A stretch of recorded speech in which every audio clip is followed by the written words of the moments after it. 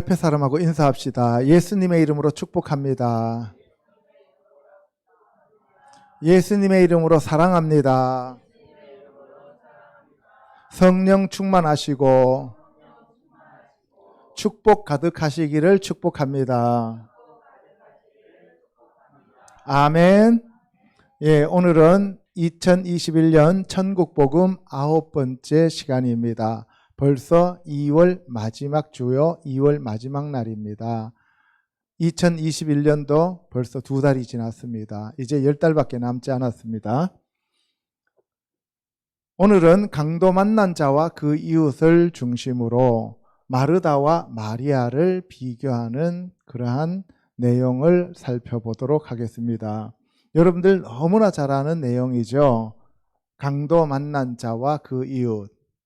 이거에 대해서 여러분들이 많은 설교를 들으셨을 겁니다. 그런데 오늘은 새로운 관점에서, 하나님의 관점에서, 예수님의 관점에서 강도 만난 자가 누구이며 그 선한 사마리아인인 이웃이 누구인지를 제대로 알고 우리도 그와 같이 되시기를 주님의 이름으로 축복합니다. 계시록 18장 4절에 보면 또 내가 들으니 하늘로부터 다른 음성이 나서 이르되 내 백성아 거기서 나와 그의 죄에 참여하지 말고 그가 받을 재앙들을 받지 말라라고 말씀하고 있습니다. 여기서 거기서 나와 하면은 큰 성 바벨론에서 나오라는 얘기죠. 그죠? 예, 이 마지막 시대가 되면 우리는 종교 놀이하는 곳에서부터 나와서 정말 하나님의 말씀이 선포되어지는 곳으로 가야만 합니다. 아멘. 예, 지난주에 이어서 인본주의와 신본주의를 다시 한번 말씀을 드리겠습니다. 인본주의는 그 중심이 나의 이성입니다. 뭐가 중심이라고요? 예, 나의 이성이 중심입니다. 반면에 신본주의는 하나님의 말씀인 예수 그리스도와 성경이 중심이 되는 거예요. 아시겠죠? 그래서 인본주의자들은 신념이고 신본주의자들은 신앙을 가졌다라고 얘기를 합니다. 무엇을 의지하냐 하면은 인본주의자들은 실용주의로서 돈을 의지합니다. 그러니까 세상과 물질을 의지하게 되는 거죠. 반면에 신본주의는 성삼위 하나님과 그 말씀을 의지합니다. 아멘. 근원은 인본주의는 자기 생각인 혼의 신념에 기초를 하고 있습니다. 자기 신념이에요. 그런데 신본주의는 그리스도를 믿는 신앙, 예수 그리스도가 기초가 된다고요. 방법으로는 인본주의는 힘과 권력으로 사람들을 지배하려고 그래요. 그래서 큰 성을 만들려고 합니다. 인간들이 모여서 웰빙하는 것을 만들려고 해요. 그래서 인본주의로 자꾸 흘러가고 인간 중심으로 흘러가게 되는 것이죠. 그래서 하나님의 말씀을 인간들이 잘 먹고 잘 살고 편안하고 건강한 대로 자꾸 끌어다 쓰는 거예요. 이해 가시죠? 다른 말로 표현하면 종교가 되는 거죠. 그런데 신본주의는 하나님의 말씀에 순종하는 거예요. 하나님의 말씀이 비록 나의 생명에 지장이 온다 할지라도 그 하나님 말씀에 내 자신을 갖다 붙이는 거예요. 쉽게 말해서 하나님은 나의 편입니다. 하나님은 우리 편입니다 하면서 하나님을 자꾸 끌어다 쓰면은 인본주의가 되는 거고, 저는 죽으나 사나 하나님의 편입니다 라고 하면은 그거는 이제 신앙이고 신본주의가 되는 겁니다. 아멘. 겉으로 봤을 때는 비슷한 것 같은데 출발점이 어디고 그 사람이 갖고 있는 기초가 무엇이냐에 따라서 완전히 정반대적인 방향으로 가게 되는 거죠. 아시겠습니까? 예, 결과는 인본주의에서는 자기 욕망을 충족하고 자기 만족, 자기 행복입니다. 그런데 신본주의는 하나님의 열매를 맺으려고 하는 거죠. 성령의 열매, 빛의 열매, 의의 열매, 입술의 열매, 회개에 합당한 열매를 맺으려고 노력하는 거예요. 아멘. 그래서 인본주의는 내가 잘 되어야 되고 내가 높아져야 되고 나의 평안이 중요하지만, 신본주의는 내가 비록 죽는다 할지라도 하나님 말씀에 순종하겠습니다 라고 하는 그러한 결단이 필요한 겁니다. 아시겠죠? 목적은, 인본주의는 자기 자랑과 육신적인 성공을 목적으로 합니다. 이 세상에서 잘 먹고 잘 살고 성공하는 것을 목표로 삼아요. 그런데 신본주의는 하나님의 영광과 왕국을 목표로 삼습니다. 그러니까 나라고 하는 것은 이 세상에서는 별로 중요한 게 아니에요. 하나님의 왕국과 하나님의 영광을 위해서 필요하고 존재하는 것이지, 나 자신이 행복하고 이 땅에서 잘 먹고 잘 살기 위해서 이 땅에 존재하는 것이 아니다라는 거예요. 아시겠죠? 그 추구는, 인본주의에서는 나와 가족과 이웃의 건강과 행복이 가장 우선순위가 되는 겁니다. 그런데 신본주의는 하나님과 예수님과 성령님과 천국이 내 안에 이루어지고 하나님의 영광만을 드러내면 되는 것입니다. 아멘. 오늘 이 시간 이후로 저와 여러분들이 신본주의로 변화되셔서 하나님의 영광을 위하여 사는 자들이 되시기를 주님의 이름으로 축복합니다. 아멘. 자, 첫 번째로 강도 만난 자와 그의 진정한 이웃이 누군가에 대해서 알아보도록 하겠습니다. 같이 큰 소리로 읽어보겠습니다. 시작. 70인이 기뻐하며 돌아와 이르되 주여 주의 이름이면 귀신들도 우리에게 항복하더이다. 예수께서 이르시되 사탄이 하늘로부터 번개같이 떨어지는 것을 내가 보았노라. 내가 너희에게 뱀과 전갈을 밟으며 원수의 모든 능력을 제어할 권능을 주었으니 너희를 해칠 자가 결코 없으리라. 예, 누가복음 10장에 17절에 보면 70인들을 예수님이 파송했습니다. 그런데 그 70인들이 가가지고 예수 그리스도의 이름으로 선포하니 귀신들도 항복하더라는 거예요. 그런데 예수님께서 그 귀신들이, 사탄이 하늘에서 떨어지는 것을 내가 보았다라고 얘기를 하셨습니다. 그러면서 예수님께서 내가 70인 너희에게 뱀과 전갈을 밟으며 원수의 모든 능력을 제어할 권능을 주었으니 너희를 해칠 자가 결코 없으리라. 너희가 하나님의 왕국을 전파하는데 필요한 권능을 내가 너희에게 주었다. 여기서 뱀은 사탄을 얘기하는 거고 전갈은 질병을 얘기한다라고도 얘기하죠. 그러니까 뭐냐면은 너희가 가서 사탄을, 귀신을 무찌를 수 있는 힘을 내가 너희에게 줬다, 이런 얘기예요.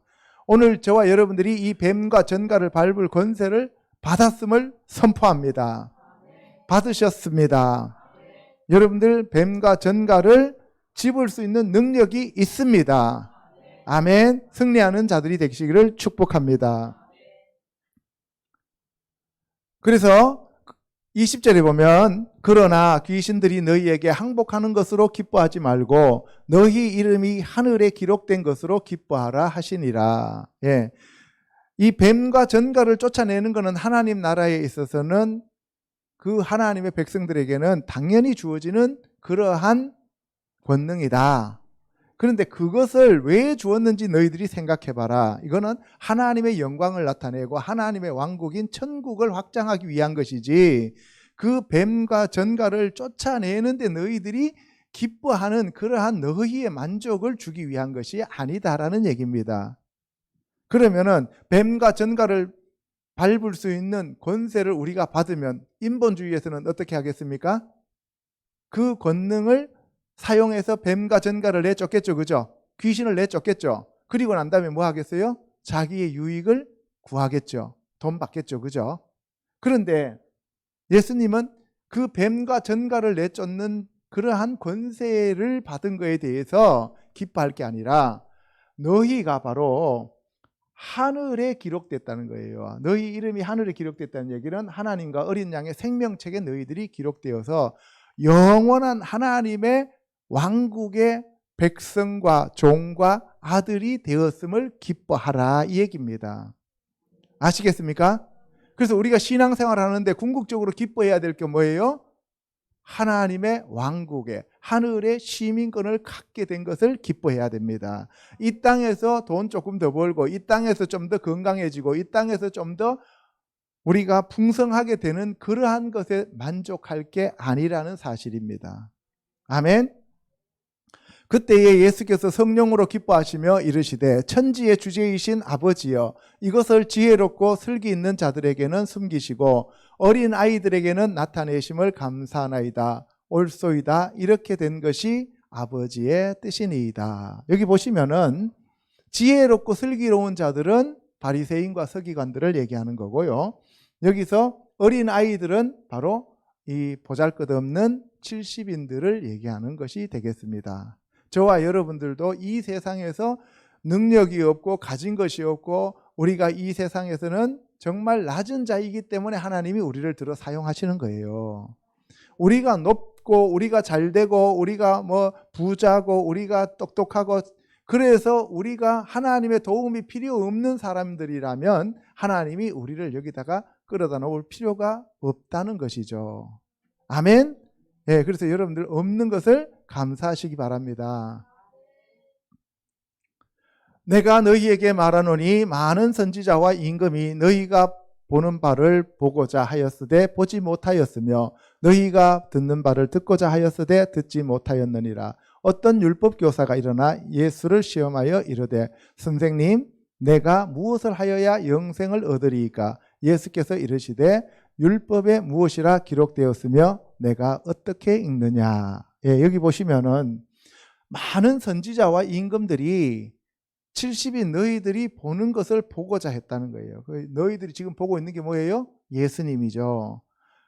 그 성경 말씀의 주체이신 당사자이신 예수님을 선지자들과 임금들이 보고자 했지만 그들은 못 봤다. 그런데 너희들은 보고 있다는 거죠. 그러니까 너희 눈이 복이 있다는 거예요. 그리고 그 말씀을 듣고자 했지만 듣지 못했는데 너희들은 지금 너희 육체의 귀로 직접 듣고 있으니까 너희가 복이 있다 이 말입니다. 할렐루야. 저와 여러분들도 지금 예수 그리스도께서 오셔서 하신 그 말씀을 직접 눈으로 읽고 들을 수 있으니까 저와 여러분들은 참으로 복된 자들입니다. 아멘. 그런데 어떤 율법 교사가 일어났습니다. 그래서 예수님을 시험했어요. 진짜 자기가 궁금해서 예수님한테 물어보려고 하는 게 아니라 시험을 했다고, 예수님을. 그러니까 사람이 하나님을 시험하는 거예요. 참 간이 배 밖으로 나와 있죠. 그죠? 예. 이르되 선생님 내가 무엇을 하여야 영생을 얻으리까? 여러분들 모리아 산이라는 말이 있잖아요. 그죠? 예, 모리 하면은 선생님이란 뜻이에요. 모리아 산에는 아브라함이 이삭을 데리고 갔어요. 그죠? 누구 만나러 갔어요? 모리를 만나러 갔어요. 그 모리가 누구예요? 예수님이잖아요. 그러니까 거기서 뭘 만났어요? 순양을 만나게 되잖아요. 이해 가십니까? 예. 그래서 여기서 선생님 할 때 모리라는 말을 써요. 랍비라는 말을 쓰지 않고. 예. 그래서 선생님 내가 무엇을 하여야 영생을 얻으리까? 내가 어떻게 하면 영생을 얻습니까? 아니라 무엇을 행해야 영생을 얻습니까? 그러니까 이 사람들은 지금 뭘 중심으로 살아가고 있어요? 율법. 그죠? 율법에서 행해야 되니까. 그랬더니만 예수께서 율법에 무엇이라 기록되었으며 내가 어떻게 읽었느냐라고 물어요. 그러니까 무엇을 해야 되는 것은 복음이에요? 율법이에요? 율법. 그러니까 율법에 무엇이라 기록되었더냐라고 묻고요. 너는 어떻게 읽었느냐? 그러니까 행위로 구원받는다고 읽었느냐? 아니면 은혜로 구원받는다고 읽었느냐? 이 말입니다. 오늘날 교회에서도 성경 말씀을 행위로 구원받는다고 읽느냐? 아니면은 은혜로 구원받는다고 읽느냐? 이것을 물어보시는 거예요. 아시겠습니까?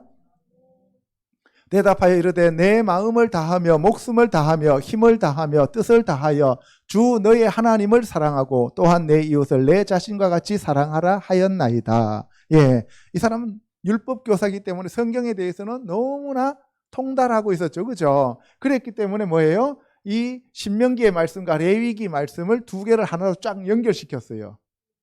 십계명을 두 개의 계명으로 딱 줄여버리는 거예요. 이해 가십니까? 율법 교사기 때문에 가능했다는 거예요. 이해 가시죠? 예, 그래서 신명기 6장 5절에 보면 쉐마 이스라엘 해갖고 나오는 그 계속 이어지는 내용인데 너는 마음을 다하고 뜻을 다하고 힘을 다하여 내 하나님 여호와를 사랑하라 라는 내용과 레위기 19장 18절에 원수를 갚지 말며 동포를 원망하지 말며 내 이웃 사랑하기를 내 자신과 같이 사랑하라 나는 여호와이니라 이 두 구절을 그냥 하나로 꿰어버린 거예요. 그래서 첫째는 뭐라고요? 마음을 다하고 목숨을 다하고 뜻을 다하고 힘을 다하여 주 너희 하나님을 사랑하라. 그 다음에 두 번째는 뭐예요? 내 이웃을 내 몸과 같이 사랑하라 하는 것을 그냥 모세 오경에 나오는 그 계명을 하나로 그냥 쫙 끼워버리는 거예요. 그러니까 대단하죠, 그죠? 성경에 대해서 진짜 잘하는 거죠, 그죠? 예. 그랬더니만 예수께서 이르시되 내 대답이 옳도다 이를 행하라 그러면 살리라 하시니 그 사람이 자기를 옳게 보이려고 예수께 여짜오되 그러면 내 이웃이 누구니까? 예, 예수님께서 뭐라 해서 마음을 다하고 목숨을 다하고 뜻을 다하고 힘을 다하여 주 너희 하나님을 사랑하고 내 이웃을 사랑하라 그러면 네가 산다 이렇게 얘기하면서 이를 행하라 그랬어요. 행하라. 말로만 떠들지 말고 말로만 떠들지 말고 진짜 사랑하라는 얘기예요. 그러면 산다는 거죠. 율법은 행해야 사는 거예요. 아멘? 예. 그래서 이 예수님이 이 말씀을 하시니까 자기를 옳게 보이려고 여전히 자기중심적이죠. 인본주의예요. 아시겠습니까? 예, 인본주의라고. 그러니까 성경은 처음부터 끝까지 인본주의냐 신본주의냐 이걸 놓고 지금 계속 말씀하시는 거예요. 인본주의에서 회개하면 신본주의가 되는 거예요. 아시겠어요? 예. 그래서 내 이웃이 누구니까? 라고 물었어요. 그럼 내 이웃이 누굽니까? 라고 물었어요. 잘 들으세요. 지금 이 율법 교사가 뭐라고 물었어요? 내 이웃이 누구니까? 이거 기억해 두세요. 예. 예수께서 대답하여 이르시되 어떤 사람이 예루살렘에서 여리고로 내려가다가 강도를 만나매 강도들이 그 옷을 벗기고 때려 거의 죽은 것을 버리고 갔더라. 예, 여기 보시면 어떤 사람이 그러니까 내 이웃이 누구니까 하니까 어떤 사람이 누구예요? 너가 이런 얘기죠. 이해가요? 예루살렘에서 여리고로 내려가다가 강도를 만났대요. 그러니까 예루살렘은 성전이 있는 곳이고 여리고는 요단강으로 내려가는 거죠. 그죠? 예, 요단강, 여리고로. 다시 말해서 예루살렘은 지금 예수님이 계시는 곳이니까 복음이 있는 곳이에요. 그죠? 그런데 여리고는 가나안 땅으로 들어가기 위해서 광야에서 건너서 처음으로 들어간 땅이죠. 그죠? 그러니까 뭐예요? 이제 하나는 여리고 쪽은 율법을 얘기하는 것이고, 그죠? 여리고는 율법이고 예루살렘은 복음을 얘기하는 거예요. 그러니까 복음과 율법을 지금 비교하는 거예요. 예수 그리스도와 모세를 비교하는 것이고, 아시겠습니까? 그래서 이 예루살렘의 복음에서 있다가 율법으로 내려갔다는 거예요. 그러면 뭘 만나게 된다고? 강도를 만난다고요. 여러분들 예수 그리스도의 복음을 우리가 지금 가져야 되는 이 시대에 율법적인 행위로 내려가면 반드시 사탄 마귀가 강도로 우리를 침략한다고요. 이해가십니까? 예. 그래서 강도를 만납니다. 그래서 그 옷을 벗겼다는 얘기는 무슨 얘기예요? 능력이 다 이제 복음의 능력이 다 가버리고 예수 그리스도로 옷 입었잖아요. 우리가 하나님의 전신갑주를 입었잖아요. 빛의 갑옷을 입고 의의 갑옷을 입었잖아요. 그 복음의 능력이 다 벗겨져 버리고 거의 죽은 것을 버리고 거반 이제 반 죽였어요. 그죠? 그 죽은 것을 버리고 가버립니다. 무슨 말인지 알겠죠? 여리고에서 예루살렘에서 여리고로 내려가다 강도 만났다는 개념도 무슨 말인지 알겠죠? 이제 그리고 옷이 벗겨졌다는 말도 무슨 말인지 알겠죠? 예, 그런 상태가 된 것을 보고 버려버리고 갔어요. 그랬더니만 마침 한 제사장이 그 길로 내려가다가 그를 보고 피하여 지나가고, 제사장은 율법의 제사장이죠. 그죠? 그런데 율법의 제사장들이 보고 피해 갔어요.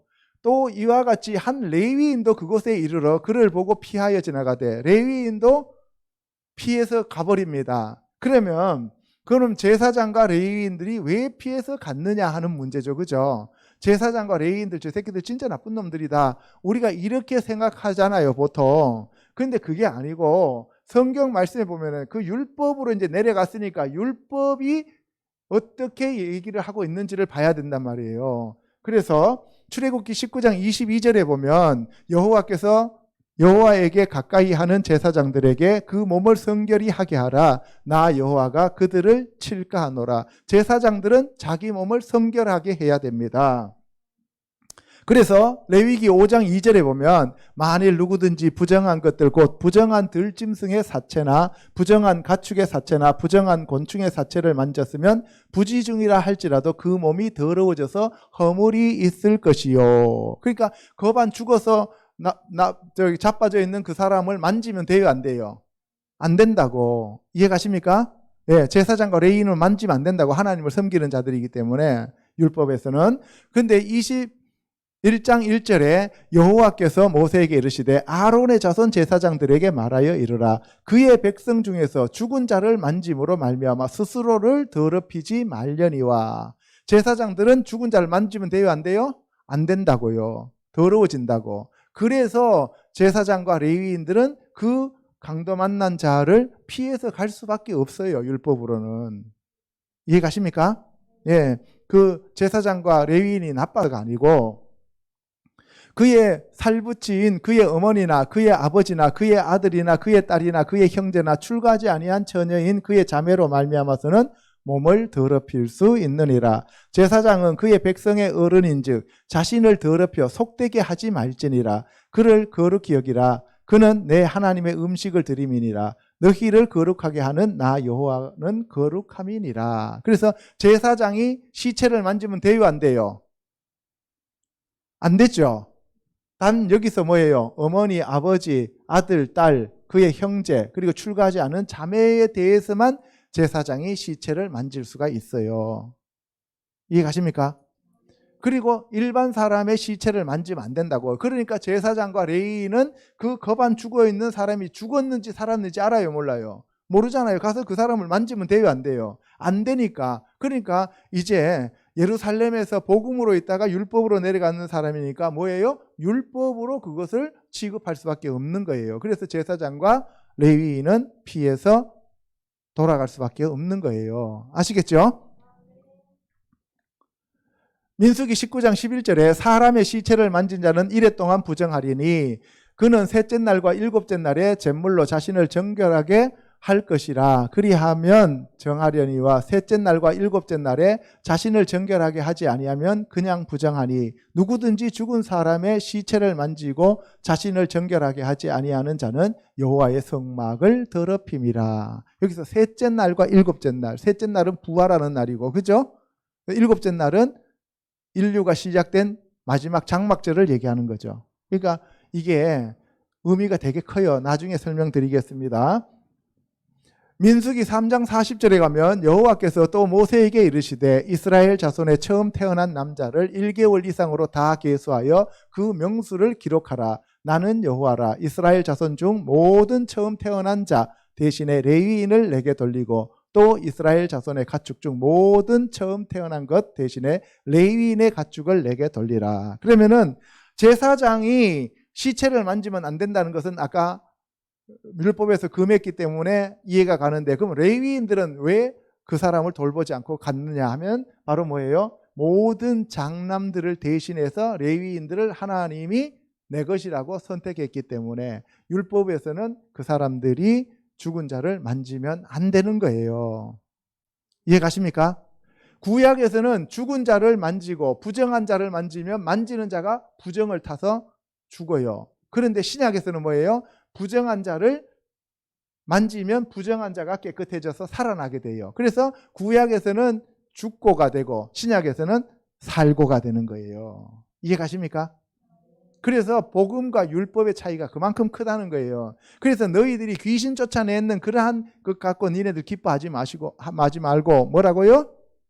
하늘에 너희들 이름이 기록된 것으로 기뻐하라라고 하는 얘기가 거기 있는 거예요. 이해가십니까?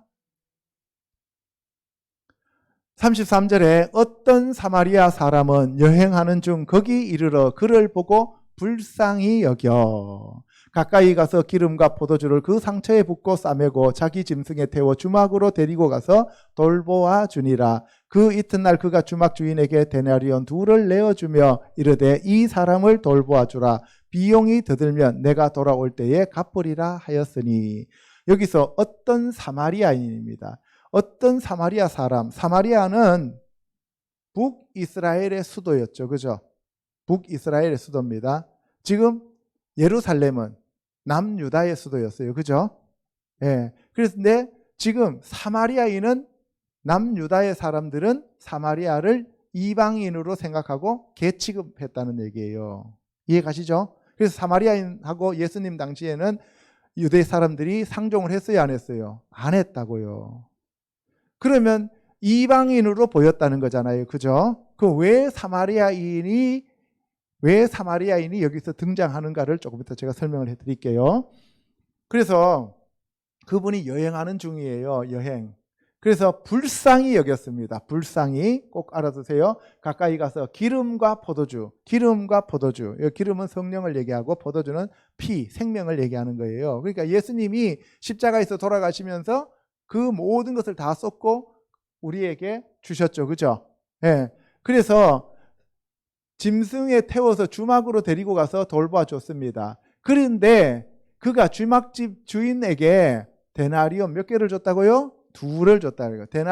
한 데나리온은 하루치 품삯이에요. 그러니까 며칠치 품삯을 줬다는 얘기예요?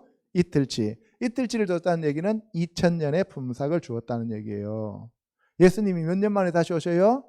2000년이 지나고. 이해 가시죠? 이걸 계속 연결시키는 거예요. 내어주며 이르되 이 사람을 돌보아 주라. 비용이 더 들면 내가 돌아올 때에 갚으리라. 그러니까 이 사람이 지금 가서 다시 돌아온다는 거예요. 예수님이 재림하셔서 갚아주겠다 이 얘기죠. 그죠? 이해 가십니까? 예. 내 생각에는 이 세 사람 중에 누가 강도 만난 자의 이웃이 되겠느냐. 이르되 자비를 베푼 자니이다. 예수께서 이르시되 가서 너도 이같이 하라 하시니라. 여기 보세요. 너의 생각에는 너가 누구예요? 율법교사죠. 율법교사 네 생각에는 이 세 사람 중에 누가 강도 만난 자의 이웃이 되겠느냐. 아까 율법교사가 뭐라고 물었어요? 누가 내 이웃이니까 라고 물었죠. 누가 나의 이웃입니까? 라고 물었을 때 예수님이 너의 이웃은 사마리아인이야 이렇게 얘기했어요. 그럼 뭐라 그랬어요? 누가 강도 만난 자의 이웃이 되겠느냐. 그러니까 뭐예요? 지금 강도 만난 자는 누구예요?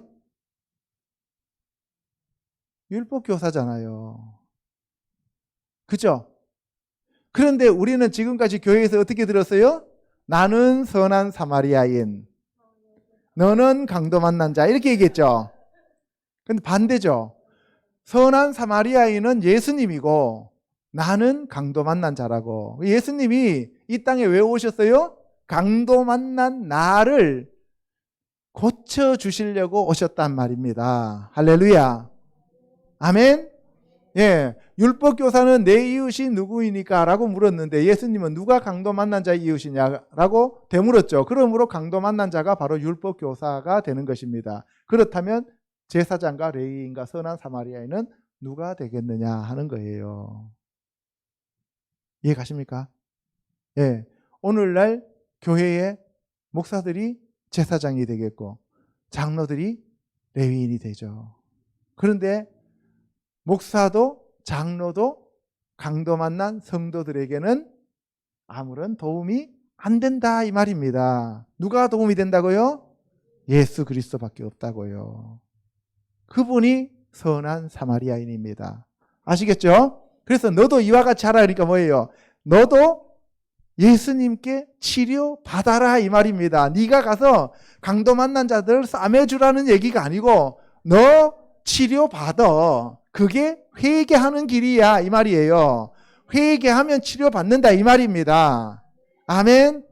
저와 여러분들 오늘 이 시간 그 선한 사마리아인이신 예수님을 만나기를 주님의 이름으로 축원합니다. 저와 여러분은 강도 만난 자입니다. 강도 만난 자입니다. 우리의 진정한 이웃은 예수님밖에 없습니다. 아멘. 자, 그래서 이 선한 사마리아인에 대해서 우리가 알아보면요, 창세기 41장 41절에 바로가 또 요셉에게 이르되 내가 너를 애굽 땅 온 땅에 총리가 되게 하노라 하고 자기의 인장 반지를 빼어 요셉의 손에 끼우고 그에게 세마포 옷을 입히고 금사슬을 목에 걸고 자기에게 있는 버금수레에 그를 태우매 무리가 그의 앞에서 소리 지르기를 엎드리라 하더라. 바로가 그에게 애굽 전국을 총리로 다스리게 하였더라. 지금까지 요셉은 어떤 자였어요? 감옥에 있어서 깨제제한 자였어요. 그죠? 그런데 완전히 총리 옷을 입히고 반지 끼우고 수염 깎고, 원래 이스라엘 백성들은 수염 깎아요, 안 깎아요? 안 깎죠. 수염 안 깎는데 애굽 사람들은 다 수염을 깎아야 되니까 수염을 다 깎았어요. 수염을 다 깎았으니까 요셉의 본 모습이 있어요, 없어요? 없죠. 그러면 예수님은 원래 예수님이 인간의 몸을 입고 왔기 때문에 예수님의 모습이 인간으로 변화됐으니까 사람들이 알아봐요, 못 알아봐요? 못 알아보죠. 그러니까 이 애굽의 총리가 된 요셉을 그의 형제들이 알아봤어요, 못 알아봤어요? 못 알아봤잖아요. 그러면 요셉은 누구의 예표예요? 예수님의 예표잖아요. 그렇죠? 예, 그러면은 선한 사마리아인을 왜 사람들이 못 알아봤을까요? 하늘에 하나님의 모습으로 온 것이 아니라 사람의 모습을 띠고 왔기 때문에, 변화된 모습으로 왔기 때문에 사람들이 못 알아보는 거예요. 이해 가십니까? 예. 그래 보세요. 창세기 42장 6절에 때에 요셉이 나라의 총리로서 그 땅 모든 백성에게 곡식을 팔더니 요셉의 형들이 와서 그 땅에서 땅에 엎드려 절하매. 그래 보세요. 요셉이 총리가 돼서 한 일이 뭐예요? 곡식 파는 일이에요. 곡식 파는 일. 그러니까 베들레헴에서 자기 몸을 한 사람들에게 생명의 양식으로 주시러 오신 분이 누구예요? 예수님. 그러니까 요셉과 예수님은 오바랩이 되죠. 그죠? 동일한 인물이죠. 그죠? 예표가 되는 거죠. 예. 요셉이 보고 형들인 줄을 아나 모르는 체하고 엄한 소리로 그들에게 말하여 이르되 너희가 어디서 왔느냐? 그들이 이르되 곡물을 사려고 가나안에서 왔나이다. 요셉은 그의 형들을 알아보았으나 그들은 요셉을 알아보지 못하였더라. 예수님은 사람들을 알아보았습니다. 자기 땅에 자기 백성들을 구원하시기 위해서 오신 예수님은 그들을 알아보셨지만 그러나 백성들은 그를 알아보지 못했습니다. 이 이야기를 하고 있는 겁니다. 아멘. 요한복음 4장 10절 예수께서 대답하여 이르시되 너가 만일 하나님의 선물과 또 내게 물 좀 달라는 이가 누구인 줄 알았더라면 내가 그에게 구하였을 것이요 그가 생수를 내게 주었으리라. 요한복음 4장의 얘기는 사마리아 성, 수가성의 여인에 대한 얘기잖아요. 그죠? 똑같은 사마리아 성에 대한 얘기를 하는 거예요. 사마리아 성에 있는 그 여자가 예수님을 알아보지 못했던 것처럼 율법 교사가 선한 사마리아인인 예수님을 알아봤어요? 못 알아봤어요? 못 알아봤다는 것을 얘기하고 있는 사실입니다. 그 얘기를 얘기하고 있는 거예요. 아시겠죠? 요한복음 8장 19절에 이에 그들이 묻되 내 아버지가 어디 있느냐? 예수께서 대답하시되 너희는 나를 알지 못하고 내 아버지도 알지 못하는도다. 나를 알았더라면 내 아버지도 알았으리라. 보세요. 이스라엘의 바리새인과 서기관, 율법 교사들이 예수님을 몰랐습니다. 하나님도 몰랐습니다. 성경도 몰랐습니다. 율법밖에 몰랐습니다. 그런데 그 율법도 지네들이 만들어 놓은 율법을 지켰다는 거죠. 이해 가십니까? 그럼 오늘날도 예수님을 믿는다고 하면서 예수님을 제대로 모르는 사람들이 많을까요? 적을까요?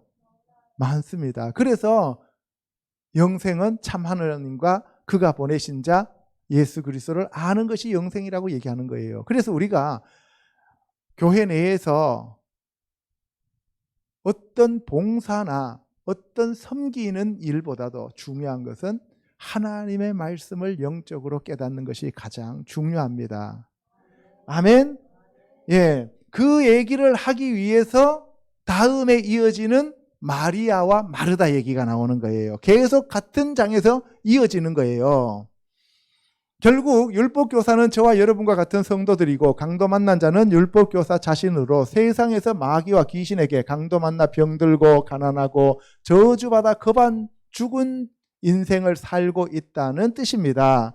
이어지는 38절부터는 내용이 제사장과 레위인을 예표하는 마르다와 마리아도 강도 만나 죽어가는 오라비 나사로에 대해서는 아무것도 할 수 없고 오직 사마리아인으로 오신 예수님만이 구원자임을 알고 믿고 의지해야 한다는 것을 우리에게 시사하고 있습니다. 아멘. 그래서 보세요. 이제 누가복음 10장 38절부터는 마리아와 마르다 이야기가 바로 이어지는 거예요. 같은 장 안에서 37절까지는 강도 만난 자와 율법교사에 대한 얘기를 하고 있다가, 섬한 사마리아인이 누구냐라고 얘기하고 있다가, 그리고 난 다음에 바로 마리아와 마르다가 나오는 거예요. 그러면 마리아와 마르다의 진정한 이웃은 누구가 되는 거예요? 예수님이신 선한 사마리아인이 되는 거예요. 이해 가십니까? 보세요. 그들이 길 갈 때에 예수께서 한 마을에 들어가심에 마르다라 이름하는 한 여자가 자기 집으로 영접하더라. 그에게 마리아라는 동생이 있어 주의 발치에 앉아 그의 말씀을 듣더니 마르다는 준비하는 일이 많아 마음이 분주한지라 예수께 나아가 이르되. 예. 이 마리아와 마르다의 얘기는 요한복음에 아주 길게 나와 있어요. 그죠? 11장, 12장에 나와 있는데요. 요 마리아와 마르다 얘기가 누가복음에서는 37절에 이어서 몇 절 안 되게 나옵니다. 그런데 그들이 길 갈 때에 예수께서 한 마을에 들어가시는데, 여기가 마을이 벳아니예요. 벳아니, 베이트 아니 하면 가난한 자들이 사는데요. 그런데 마르다라 이름하는 여자가 자기 집으로 영접했어요. 마르다가 영접했습니다. 그리고 마리아라는 동생이 주님의 발치에 앉아서 말씀을 들었습니다. 그러니까 영접은 누가 했어요? 마르다가 하고, 말씀은 누가 들어요? 마리아가 들어요. 그렇죠? 그러니까 교회의 전도는 A라는 권사가 했는데 실제로 말씀은 안 듣고 전도하느라고 바빠요. 에? 전도하느라고 바쁘고, 그런데 실제로 다른 사람이 말씀을 잘 듣는단 말이에요. 그러면은 우리가 마르다는 언니고 마리아는 동생이에요. 그죠? 예. 언니는 율법이고 동생은 복음을 얘기할 수 있는 거예요. 그러니까 성경에서 맏아들과 둘째 아들 얘기 나오잖아요. 그죠? 계속 그 얘기를 대비시키는 거예요. 이것이 에서와 야곱부터 시작되어지는 거예요. 그래서 가인과 아벨부터 시작되어지는 거라고요. 아시겠죠? 예. 그래서 마르다는 준비하는 일이 많아 마음이 분주했어요. 준비하는 일 때문에 마음이 분주했어요. 마음이 평안하게 하나님의 말씀을 들어야 돼요? 분주해야 돼요? 말씀을 들어야 된다는 얘기죠. 주여, 내 동생이 나 혼자 일하게 두는 것을 생각하지 아니하시니까 그를 명하사 나를 도와주라 하소서. 주께서 대답하여 이르시되 마르다야 마르다야, 내가 많은 일로 염려하고 근심하나 몇 가지만 하든지 혹은 한 가지만이라도 족하니라. 마리아는 이 좋은 편을 택하였으니 빼앗기지 아니하리라 하시니라. 예, 여기서 보세요. 나는 이렇게 열심히 봉사하고 이렇게 전도하고 이렇게 구제하고 이렇게 열심히 하는데 쟤는 맨날 앉아서 성경책만 읽고 기도만 하고 쟤는 맨날 목사님 옆에서 말씀만 듣고 그래요. 나 도와주라고 하세요. 그러니까 뭐라 그랬어요? 야, 네가 너무 많은 걸로 분주한데 분주하지 말고 몇 가지만 하든지 아니면 그냥 말씀 들어, 이 얘기예요. 그래서 교회 내에서는 하나님의 말씀에 우리가 붙어 있는 것이 중요한 것이지 어떤 일을 하는 것이 중요한 게 아니다라고 하는 얘기를 하는 겁니다. 물론 일하지 말라는 얘기 아니에요. 뭐가 우선이냐는 거예요.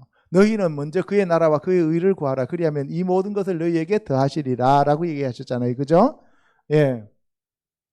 그래서 그 좋은 편을 택하라 라고 하는 것을 얘기하시는 거예요. 요한복음 11장 18절 같이 읽어보겠습니다. 시작. 베다니는 예루살렘에서 가깝기가 한 오리쯤 되매 많은 유대인이 마르다와 마리아에게 그 오라비의 일로 위문하러 왔더니 마르다는 예수께서 오신다는 말을 듣고 곧 나가 맞이하되 마리아는 집에 앉았더라. 마르다가 예수께 여짜오되 주께서 여기 계셨더라면 내 오라버니가 죽지 아니하였겠나이다. 예. 자, 누가복음에서는 10장에서 그죠? 38절에서 42절까지 5절에 해당되는 내용이 마르다와 마리아의 내용입니다. 그런데 거기서는 요한복음에서 얘기하는 것하고는 상당히 다르게 마르다가 여러 가지 일을 하면서 불평하는 내용을 하고, 그죠? 내용을 이제 설명하고 있어요.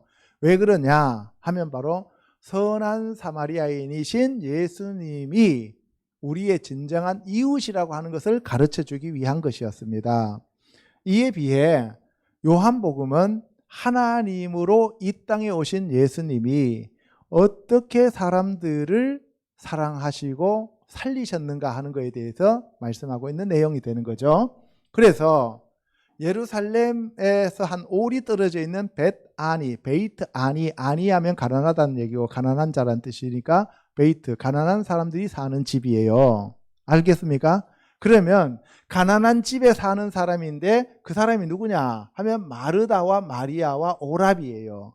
그럼 마르다와 마리아와 오라비 나사로는 가난해요, 부자예요? 가난하죠. 그죠? 가난했단 말이에요. 그런데 그 집에 많은 유대인이 갔습니다. 왜 갔을까요? 마르다와 마리아와 오라비가 유대인이기 때문에 간 거예요. 유대인은 이방인 집에 가요, 안 가요? 안 가죠. 그러니까 마리아와 마르다와 유대인, 나사로는 유대인이었다는 것을 알 수가 있는 겁니다. 아시겠죠?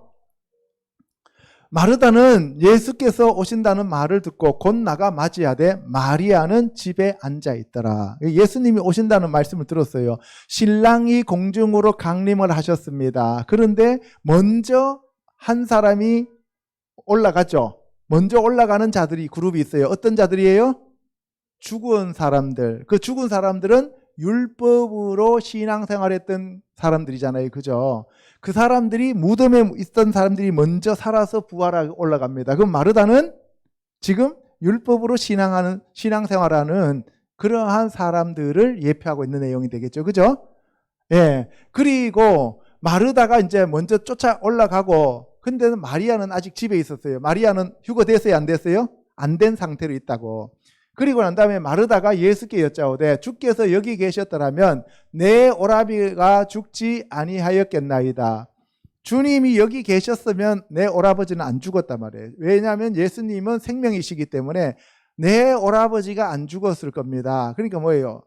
예수님이 여기 계시는 게 중요한 게 아니라 누가 죽은 게 중요한 거예요? 예수 그리스도가 없었기 때문에 죽은 오라비가 더 중요했단 말이에요. 그러면 그건 인본주의의 신본주의예요. 인본주의잖아요. 율법을 나타내는 거예요. 마르다는.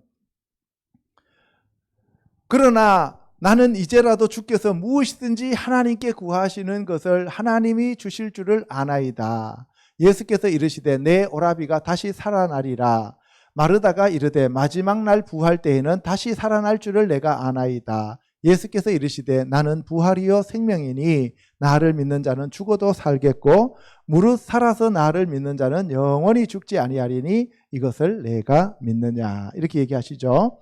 여기 보세요. 그러나 나는 이제라도 예수님이 이제 공중으로 강림하실 때쯤 됐잖아요. 그죠? 그러면 예수님이 이제 마르다를 막기 위해서 밖에 동네에 있었단 말이에요. 그때 마르다가 와가지고 이제라도 주님이 말씀하시면 죽은 내 오라비가 살아날 줄로 믿습니다. 이렇게 하는 게 아니고 이제라도 예수님이 뭐라 그랬어요?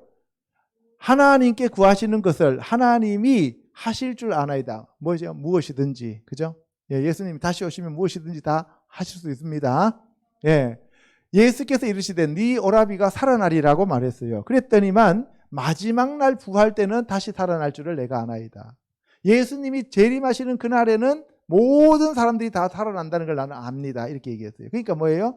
내가 죽어서 예수님이 다시 오시는 그날에, 이렇게 해서 이 사람은 뭐예요? 이 세상에서 여기에서 지금 누리는 천국이 아니라 죽어서 가는 천국을 얘기하고 있는 거예요. 그렇죠? 이해 가시죠? 예.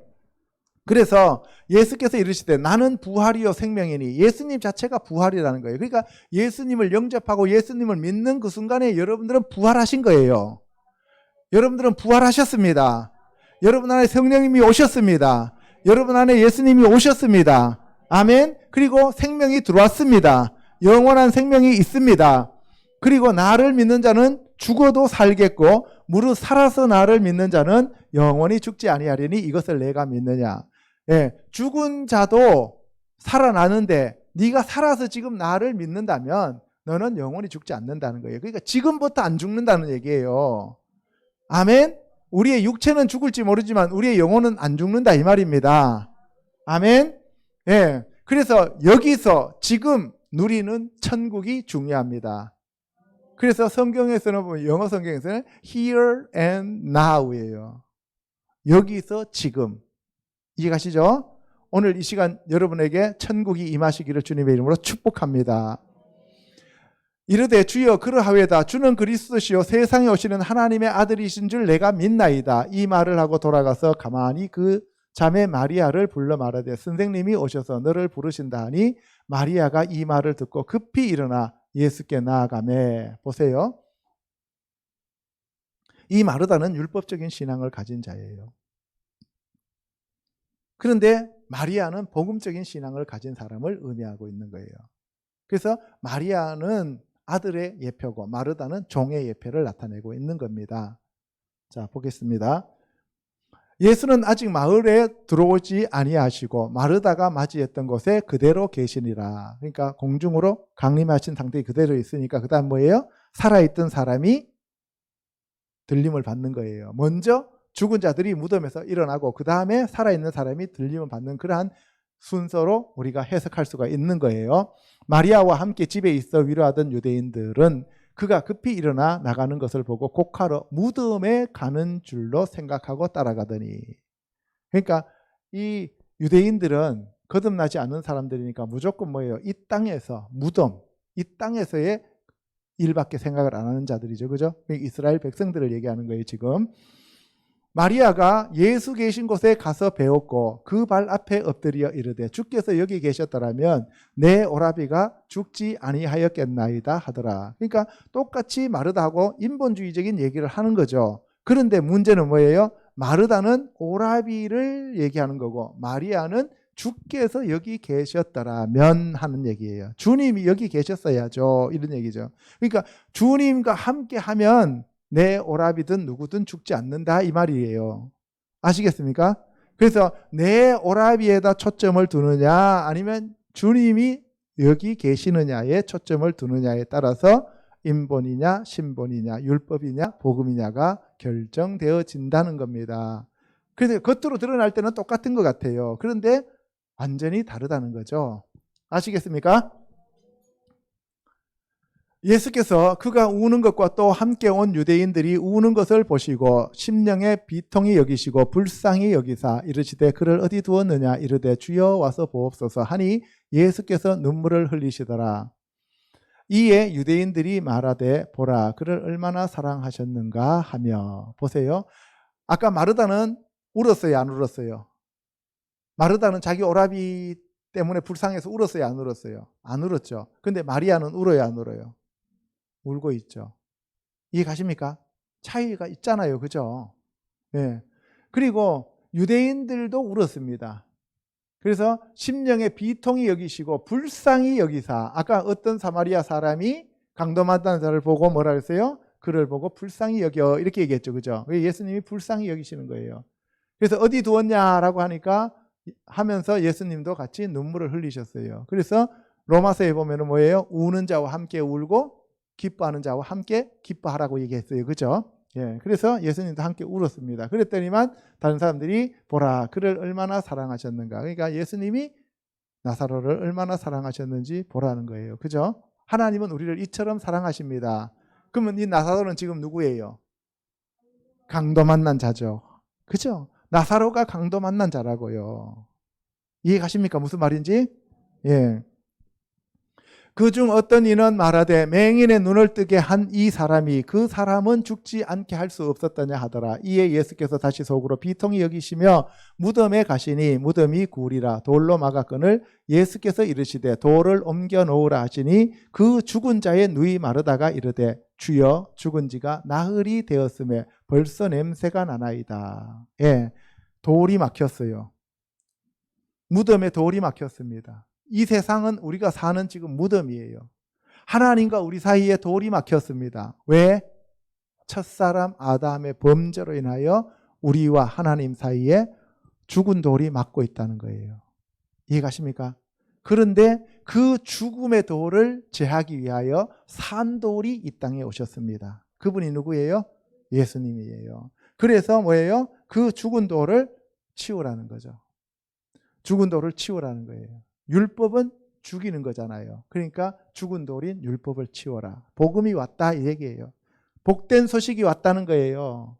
율법은 죽이러 왔지만 이 죽은 돌이 너희와 하나님 사이를 막았지만 지금 산돌이신 예수님이 오셨다 이거예요. 지금 내가 너희를 살리기 위해서 왔다는 거예요. 이해 가십니까? 어떻게 내 생명을 너희들에게 불어넣음으로써 너희가 살게 하기 위하여 내가 왔다. 그래서 이 죽은 돌 율법 걷어내라 이 말입니다.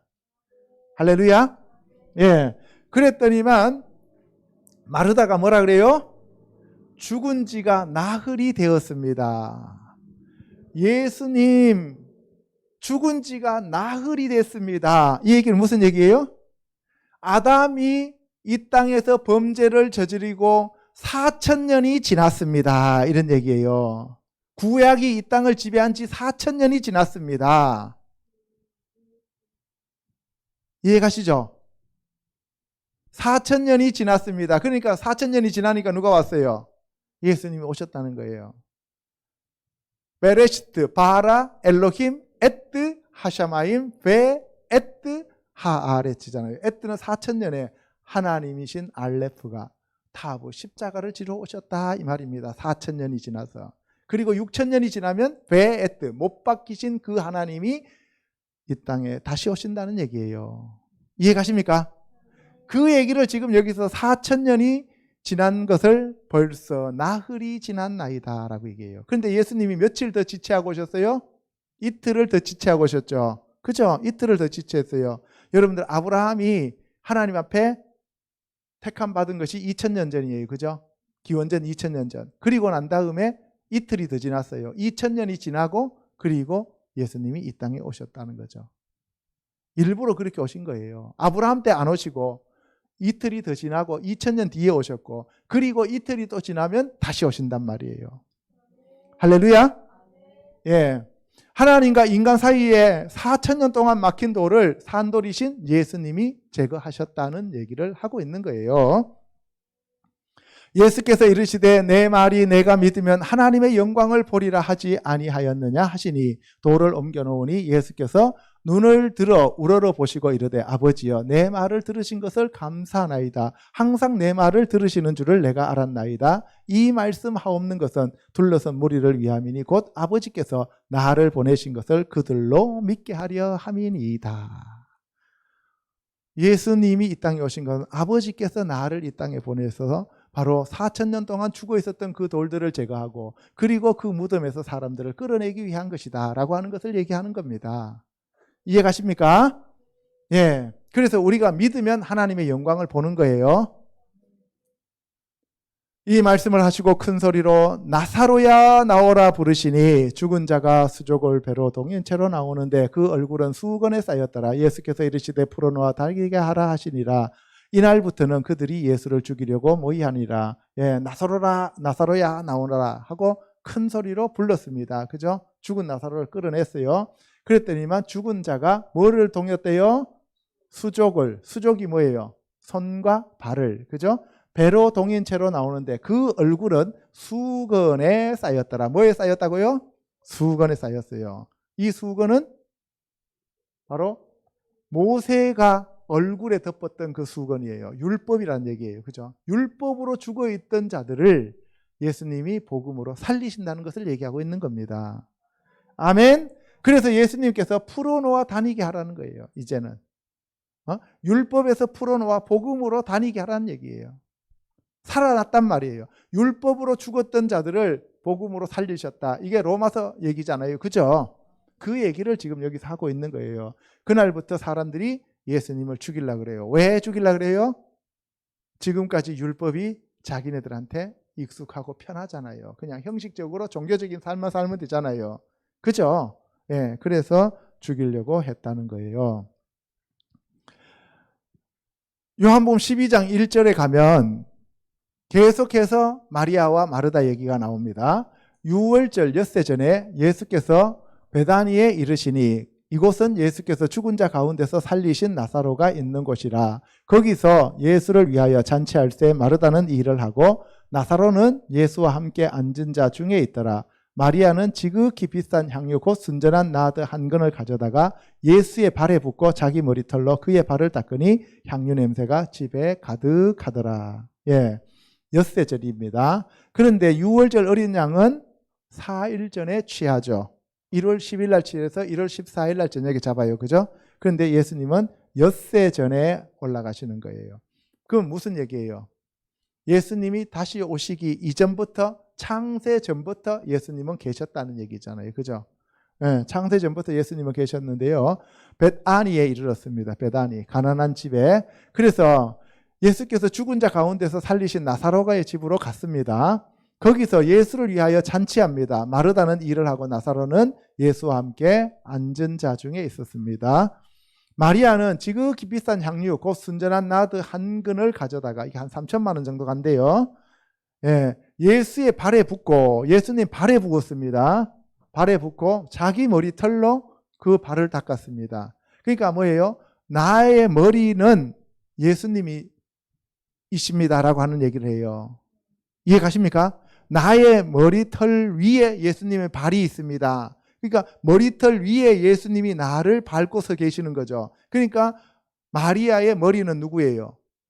예수님이죠. 그러니까 남자의 머리는 예수님이라 그랬죠. 여자의 머리는 남자고, 그러면 마르다의 머리는 마리아고, 그죠? 마리아의 머리는 예수님이시라는 것을 얘기하고 있는 거예요. 그러니까 마리아는 아들이에요, 종이에요?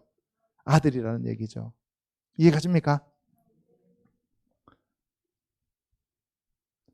제자 중 하나로서 예수를 잡아줄 가룟 유다가 말하되 이 향유를 어찌하여 300데나리온에 팔아 가난한 자들에게 주지 아니하였느냐 하니 이렇게 말하면 가난한 자들을 생각함이 아니요 그는 도둑이라 돈깨를 맞고 거기 넣은 것을 훔쳐 가미러라. 예, 여기 보세요.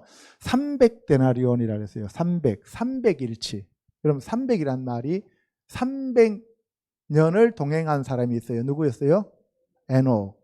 그죠? 그 다음에 기드온은 몇 명 용사? 300용사. 이 300이라는 것도 대단히 숫자가 의미가 있습니다.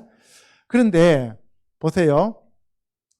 이 가룟 유다가 이 향유를 팔아서 300데나리온에 팔아갖고 가난한 자들한테 나누어 주지 왜 이렇게 허비하느냐 그랬어요. 여러분들 가난한 자들이 더 소중해요? 예수님이 소중해요?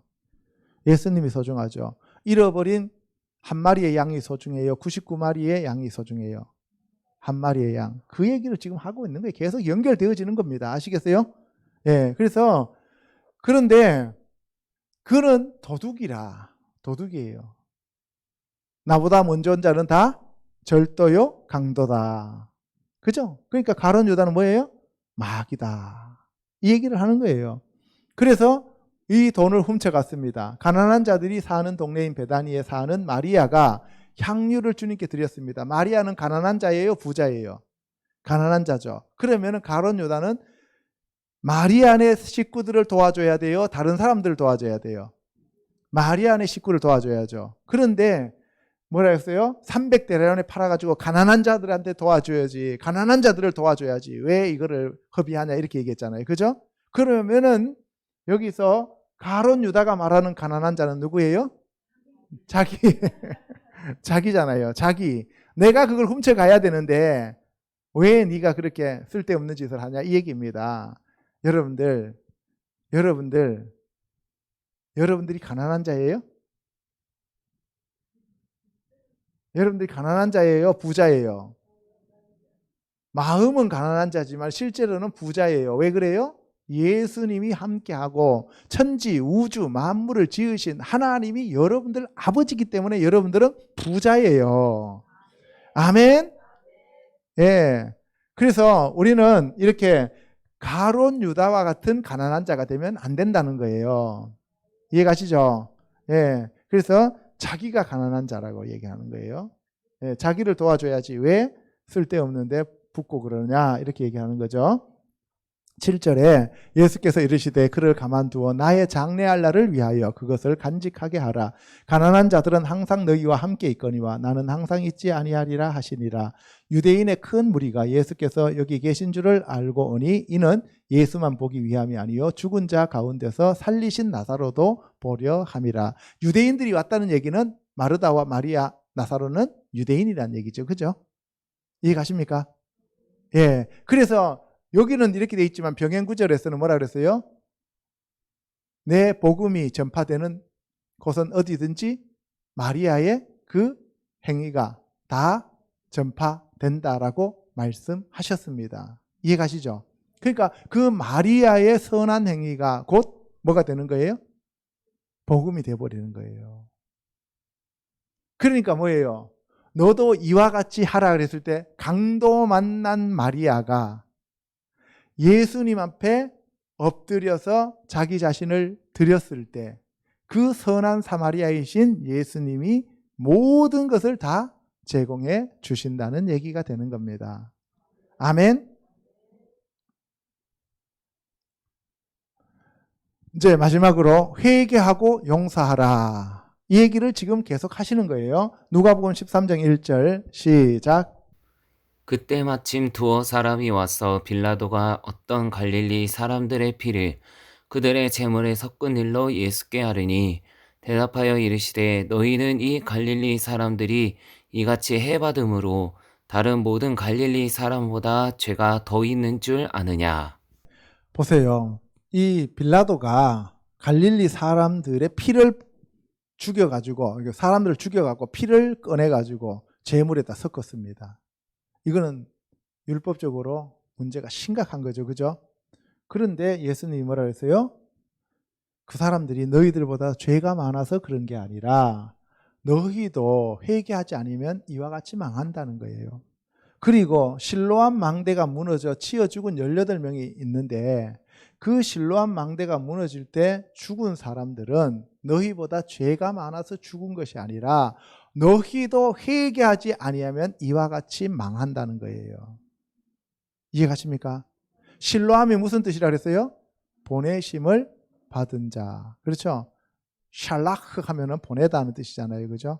그러면은 실로암에 가서 아무리 막 눈을 씻고 막 눈이 열려도 회개하지 않으면 어떻게 된다고요?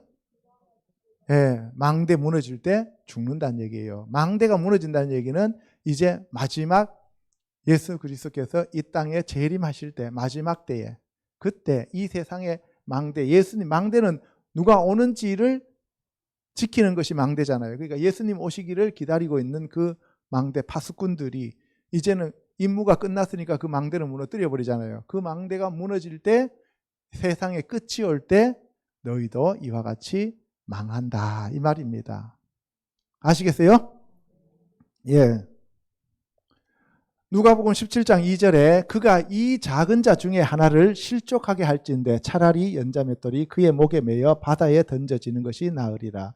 너희는 스스로 조심하라. 만일 내 형제가 죄를 범하거든 경고하고 회개하거든 용서하라. 만일 하루에 7번이라도 내게 죄를 짓고 7번 내게 돌아와 내가 회개하노라 하거든 너는 용서하라 하시니라. 예, 우리가 죄를 짓는 것보다는 연자맷돌을 목에 메고 바다에 빠져서 죽는 게 더 낫다는 얘기예요. 이게 죄가 그만큼 무섭다는 거죠. 그러면 그 죄는 어떻게 해야 된다고요? 반드시 회개해야 된다고 하는 것을 얘기하고 있는 것입니다. 그런데 네 형제가 죄를 범하거든 경고하고 회개하거든 용서하라고 하면서 하루에 7번이라도 죄를 짓고 돌아와서 회개한다고 하면 네가 용서해줘라. 아시겠어요? 그런데 이 내용과 병행 구절은 단순히 이런 내용이 아닙니다. 마태복음 5장 21절에 옛사람에게 말한 바 살인하지 말라 누구든지 살인하면 심판을 받게 되리라 하였다는 것을 너희가 들었으나 나는 너희에게 이르노니 형제에게 노하는 자마다 심판을 받게 되고 형제를 대하여 라가라 하는 자는 공회에 잡혀가게 되고 미련한 놈이라 하는 자는 지옥불에 들어가리라. 지금 마태복음 5장, 6장, 7장은 산상수훈을 얘기하는 거예요. 그 산상수훈은 십계명을 다시 풀어주는 얘기잖아요. 그렇죠? 네, 그러면 보세요. 옛사람에게 말한 바. 그러면 옛사람은 뭐예요? 모세를 통해 율법을 받은 사람들을 얘기하는 거죠. 그죠? 그런데 살인하지 말라 그랬어요. 몇 계명이에요? 예? 살인하지 말라. 6계명이잖아요. 그죠? 5계명은 내 부모를 공경하라. 네, 첫 번째 계명은 뭐예요? 나 외에 다른 신을 섬기지 말라. 두 번째는 우상을 만들어 섬기지 말라. 그죠? 그 다음 세 번째는 여호와의 이름을 망령되게 일컫지 말라. 네 번에는 안식일을 더럽혀 거룩하게 여기고 더럽히지 말라. 그죠? 안식일 지키란 얘기죠. 다섯 번째가 내 부모를 공경하라. 여섯 번째가 살인하지 말라. 일곱 번째가 간음하지 말라. 여덟 번째가 도둑질하지 말라. 아홉 번째가 내 이웃에 대해서 거짓 증거하지 말라. 열 번째가 내 이웃을 탐하지 말라. 그죠? 예, 이 10가지를 지금 산상수훈에서 풀어주시는 거예요. 그래서 살인하지 말라. 누구든지 살인하면 심판을 받게 되리라 하였다는 것을 너희가 들었으나 그 살인이 뭐냐 하면 나타나는 행위잖아요. 율법은. 그죠? 근데 여기서는 아니에요. 노하는 자, 심판을 받게 되고 라가라 하는 자는 공회에 잡혀가고 미련한 놈이라고 하는 자는 지옥불에 들어가리라. 미련한 놈이라고 얘기하면 지옥불에 간대요. 그러니까 미련한 분 이렇게 얘기하면 되나요? 그러면 그 얘기가 아니죠. 남들을 뭐예요? 비하하지 말라. 남을 나보다 낮게 여기라고 얘기하셨잖아요. 그죠? 남들을 비하하고 비판하고 비난하지 말라. 이 얘기를 여기서 하고 있는 겁니다. 23절에 그러므로 예물을 제단에 드리려다가 거기서 내 형제에게 원망 들을 만한 일이 있는 것이 생각나거든. 예물을 제단 앞에 두고 먼저 가서 형제와 화목하고 그 후에 와서 예물을 드리라. 너가 형제 간에 어떤 이 다툼이 있거나 분노나 이런 것들이 있으면 그런 것들을 먼저 화해하고 사화하고 그리고 난 다음에 어떻게 해요? 와서 하나님을 섬겨라 이 얘기입니다. 이해가시죠? 형식적인 종교 생활 하지 말고 너희가 하나님과 막힌 담이 없도록 행하라 이 얘기를 하고 있는 겁니다. 율법을 어긴 상태에서 복음으로 갈 수 없다는 얘기예요. 이해가십니까? 그러니까 오늘날은 복음 시대에는 예수님 말씀만 믿으면 된다라고 얘기하는데 그 얘기를 하는 게 아니잖아요. 그죠? 말씀을 믿기 이전에 뭐예요?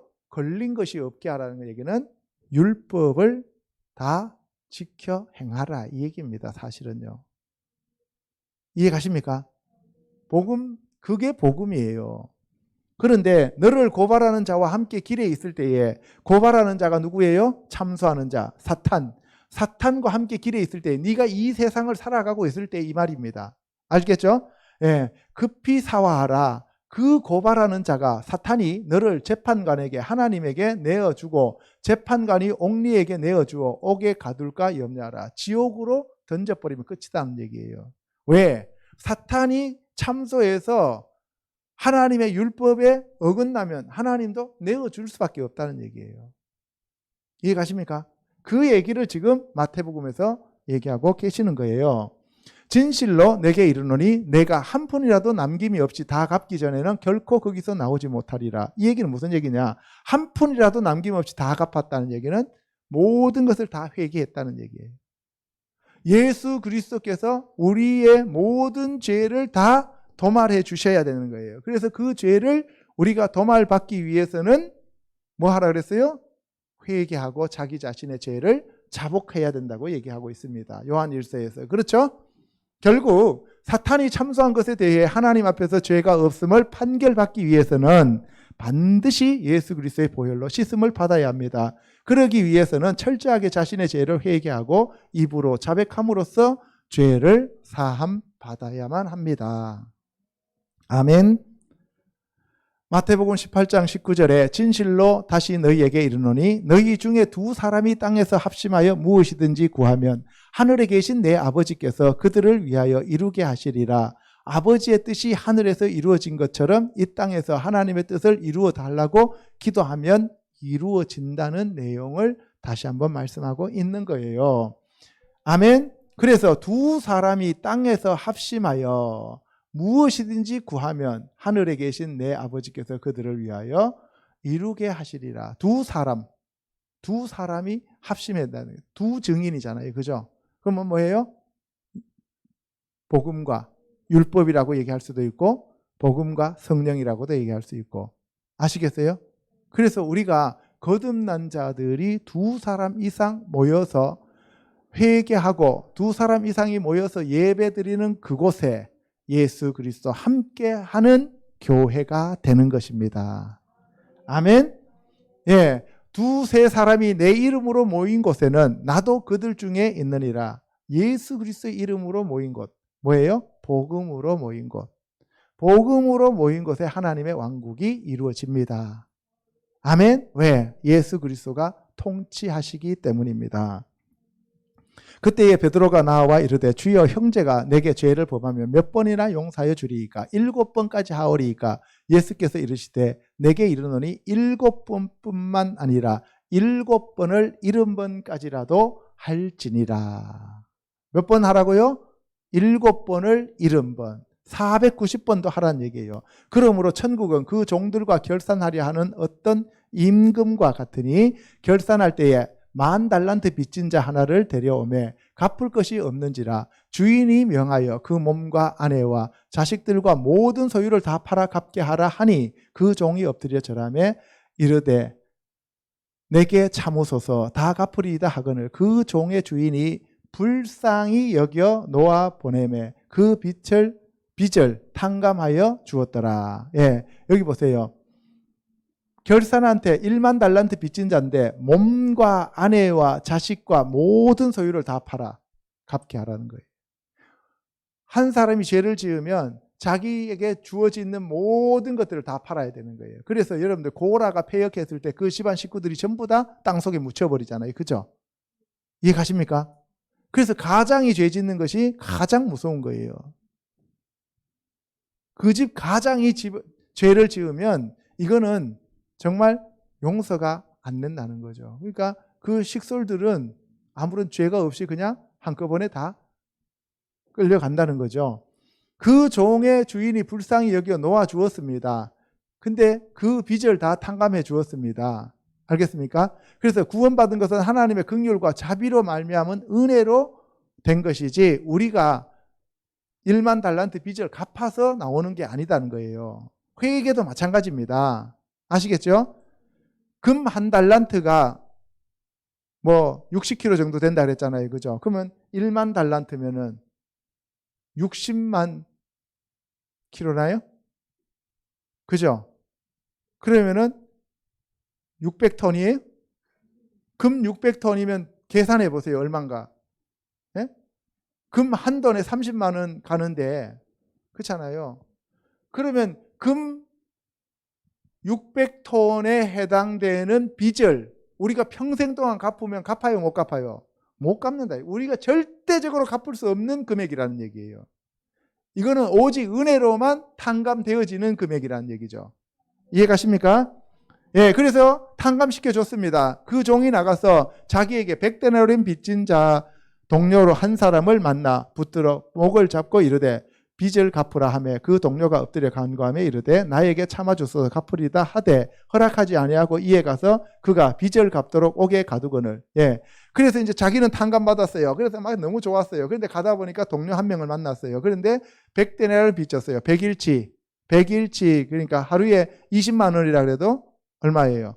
뭐 2천만 원 되죠. 그죠? 한 2천만 원 빚진 자한테 가서 모가지를 삐틀고 내놔 하니까 한 번만 봐달라고 그랬는데 옥에 갖다 집어넣어 버렸어요. 그 동료들이 그것을 보고 몹시 딱하게 여겨 주인에게 가서 그 일을 다 알리니 이에 주인이 그를 불러다가 말하되 악한 종아 내가 빌기에 내가 내 빚을 전부 탕감하여 주었거늘 내가 너를 불쌍히 여김과 같이 너도 내 동료를 불쌍히 여김이 마땅하지 아니하냐 하고 주인이 노하여 그 빚을 다 갚도록 그를 옥졸들에게 넘기니라. 예, 선한 사마리아인 이신 예수님이 우리의 빚을 다 탕감해 주셨는데 자기는 치료받고 난 다음에 일어나가지고 뭐예요? 예, 다른 사람을 내놔 하면서 옥에 가두더라는 거예요. 이해가십니까? 무슨 말인지? 예, 그래서 우리는 불쌍히 여겨. 이게 락햄이라는 뜻입니다. 락함. 예, 락함 하면은 불쌍히 여겨. 하나님 우리에게 긍휼을 베푸시는 불쌍히 여기는 거예요. 그래서 다윗의 자손 예수여 나를 불쌍히 여기소서 하잖아요. 그죠? 우리가 하나님 앞에 할 수 있는 기도는 그것밖에 없습니다. 사실은. 너희가 각각 마음으로부터 형제를 용서하지 아니하면 나의 하늘 아버지께서도 너희에게 이와 같이 하시리라. 이 땅에서 풀면 하늘에서 풀리고 이 땅에서 묶으면 하늘에서도 묶인다는 말씀이 바로 형제를 사랑하고 용서하면 하늘에서 우리의 죄가 용서받고 하나님의 사랑이 임한다는 의미와 일맥상통합니다. 그러므로 서로 용서하며 사랑하는 자들이 되어야 합니다. 아멘. 요한복음 13장 34절에 새 계명을 너희에게 주노니 서로 사랑하라. 내가 너희를 사랑한 것 같이 너희도 서로 사랑하라. 요한복음 15장 12절에 내 계명은 곧 내가 너희를 사랑한 것 같이 너희도 서로 사랑하라 하는 이것이니라. 베드로전서 1장 22절에 너희가 진리를 순종함으로 너희 영혼을 깨끗하게 하여 거짓이 없이 형제를 사랑하기에 이르렀으니 마음으로 뜨겁게 서로 사랑하라. 오늘 선한 사마리아인의 그 사랑은 바로 예수 그리스도가 우리에게 주신 은혜와 사랑입니다. 그래서 그 사랑을 받은 저와 여러분들은 1만 달란트의 빚을 탕감받은 자이기 때문에 우리 주위에서 우리에게 빚진 자들, 100데나리온이라고 하는 작은 빚진 자들을 어떻게 해요? 용서하고 용납하고 사랑해야 됩니다. 아멘. 그것이 바로 우리가 향유옥합을 깨는 방법입니다. 이해 가시죠? 예. 그래서 우리의 진정한 이웃은 누구예요? 예수 그리스도이십니다. 그래서 우리가 먼저 치유받아야 돼요. 내가 먼저 치유받아야 됩니다. 그래야 남들을 용서하고 용납하고 치유할 수가 있어요. 그런데 오늘날은 어떻습니까? 자기 자신은 하나도 치유받지 못한 상태에서 다른 사람들을 고쳐주려고 하잖아요. 다른 사람들을 케어한다고, 다른 사람들을 목회한다고 하잖아요. 저부터 완전 그래요. 솔직히 말해서 저부터도 치유되지 않는 상태에서 여러분들한테 치유한다고 덤벼들고 있는 거죠. 그러면 예수님이 뭐예요? 네 코나 잘 닦고 네가 가서 그 선한 사마리아인한테 먼저 치유받아라 이런 얘기를 하시는 거예요. 이상으로 살펴본 성경의 말씀은 강도 만난 자가 저와 여러분 자신임을 깨닫고 진정한 이웃인 예수님께 자신을 의탁하고 치료를 받는 것이 진정한 회개임을 알 수가 있습니다. 또한 마르다처럼 자신의 노력과 의로 예수님을 섬기는 것이 아니라 마리아처럼 가장 값진 향유를 주님의 발에 붓고 머리털로 닦는 사랑으로 주님의 말씀을 듣는 것이 진정한 회개의 자세입니다. 마르다처럼 자신의 종교 행위가 힘겨워 마리아를 참수하는 율법적 종교인이 되지 않게 하시고 진정으로 사랑하며 용서하는 자들이 되어야 합니다. 그것이 하나님께서 우리에게 원하시는 진정한 회개이며 생명을 얻는 방법입니다. 저와 여러분은 자신의 생각과 마음을 변화시켜 피조물의 자리로 내려가 창조주를 높이고 경배하는 자들이 되시기를 우리 주 예수 그리스도 이름으로 축복합니다. 아멘. 예, 그래서 여러분들 빨리 조물주의 자리에서 피조물의 자리로 내려가야 됩니다. 그것이 진정한 회개예요. 기도하겠습니다.